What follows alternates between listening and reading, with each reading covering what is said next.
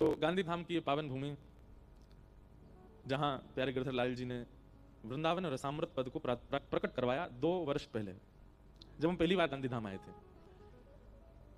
गांधी धाम पहली बार आना भी एक योजना नहीं थी। एक प्रकार से कहते हैं तो गांधी धाम हम कोइंसिडेंटली आए थे, या फिर कह लो एक्सीडेंटली आए थे। गांधी धाम आने का कोई क्रम था नहीं। जब 2 साल पहले जब वृंदावन रसामृत यहाँ लिखा गया, तब अहमदाबाद में कथा होनी थी। और अहमदाबाद में जहां कथा होनी थी, वहां कुछ ऐसी योजना घटना घटी कि वो कथा का समय पूरा खाली हो गया। हम छत्तीसगढ़ में थे, मुझे याद है, और कथाओं की याद नहीं रहती, पर यहाँ की मुझे याद है।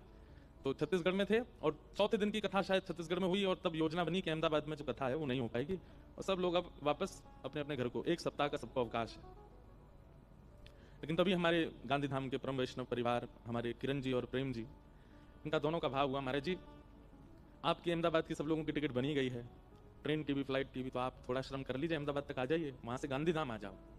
हमने कहा भाई देखो, अब छुट्टी अगर पता चल जाती है ना उस डेट में छुट्टी है, और फिर उस डेट में फिर से स्कूल बुलाया जाए, कॉलेज बुलाया जाए, यूनिवर्सिटी बुलाया जाए, तो बच्चों का मन नहीं होता। भाई पहले बोल दिया था छुट्टी, अब बोल रहे हो आओ, ऐसा थोड़ी होता है। संडे को अगर किसी काम करने वाले को बॉस कॉल करे कि भाई आज ही कर दो, तो वो भी सर आज तो संडे है, आज तो छुट्टी है, आप क्यों? तो ऐसे वैसे तो हमको छुट्टी कभी लेने का मन होता नहीं, पर मन में भाव आया कि भाई हम तो 5-6 काम वृंदावन में बोल चुके, अब 7 दिन का समय मिला है, घर जाएंगे। पर आप लोगों का इतना भाव नहीं, आप आ जाओ। मैंने कहा मैं 7 दिन कथा तो नहीं करूंगा। बोले आप चाहे 3 दिन का कुछ सत्संग ही कर दो, लेकिन आओ। वास्तव में यहां गांधी धाम इसलिए आना था कि ठाकुर जी को यहां वृंदावन रसामृत पद प्रकट करवाना था, और योजना बनी, गांधी धाम आए। क्या क्या कहेंगे, क्या विषय होगा, चर्चा चलती रही। तो मन में भाव आया वृंदावन के बारे में कुछ कहेंगे, वृंदावन रसामृत पद का प्रादुर्भाव करेंगे। सप्तनिधियों का चित्र लगाया गया था, 2 कथा स्थान पहले, तो दूसरा वहां हॉल था, तो वहां सप्तनिधियों के चित्र लगे थे। मुझे नहीं पता था कि वहां सप्तनिधि विराजमान है। वृंदावन के 7 ठाकुरों के चित्र लगे थे, और बस हम अपने किरण जी के घर पर रुके थे। हम थे, हमारे प्रेम भैया, सागर जी, हम लोग तीनों बैठ के हमने कि भाई वृंदावन के लिए कुछ लिखें। और ऐसे बैठे बैठे बैठे अपने आप ही आधा पौना घंटे के अंदर तो ये पद पूरा निर्माण हो गया।